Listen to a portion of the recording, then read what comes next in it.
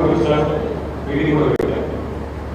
నెలల కిందట ఆనాడు ఇక్కడికి వచ్చినప్పుడు మునుగోడు నియోజకవర్గ సోదరులకు సోదరీమణులకు మేము విజ్ఞప్తి చేశాం. ఏమని? కేసీఆర్ గారి నాయకత్వంలో రాష్ట్రం 9 ఏళ్ల పాటు చక్కగా వ్యవసాయం కావచ్చు, ఈ ధర్మాలుగా పూర్వపెట్టిన పారిశ్రామిక పార్కులు లాంటి పార్కులు కావచ్చు, ఇవన్నీ కూడా చేసుకున్నాము. దాంతో పాటు సంక్షేమ కార్యక్రమాలు అద్భుతంగా చేసుకుంటా ఉన్నాము. కళ్యాణ లక్ష్మి కావచ్చు, ఆసరా కావచ్చు, రైతు బంధు కావచ్చు, రైతు బీమా కావచ్చు, కేసీఆర్ కిట్లు కావచ్చు, కేసీఆర్ న్యూట్రిషన్ కిట్లు కావచ్చు, దాదాపు 400 పైచులకు సంక్షేమ కార్యక్రమాలు తీసుకుంటున్నాము. రాష్ట్రం ప్రగతి పథంలో ముందుకు పోతుంది.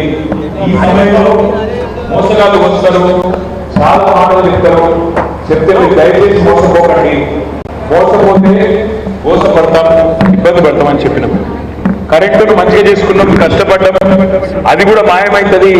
కాంగ్రెస్ కావాలన్నా కరెంటు కావాలన్నా, కాంగ్రెస్ కావాలా కరెంటు కావాలా అని చెప్పి ఊరూరికి తిరిగి చెప్పినాం. సరే, అయినప్పటికీ రాజకీయాల్లో అధికారం ఎవరికి శాశ్వతం కాదు. కొంత ఆనాడు మరి కాంగ్రెస్ పార్టీ ఇచ్చిన హామీలు, అరిచేతిలో ఏదైతే వైకుంఠం చూపెట్టినారో అవన్నీ చూసిన తర్వాత మీరు మోసపోయారు. ఎన్నెన్ని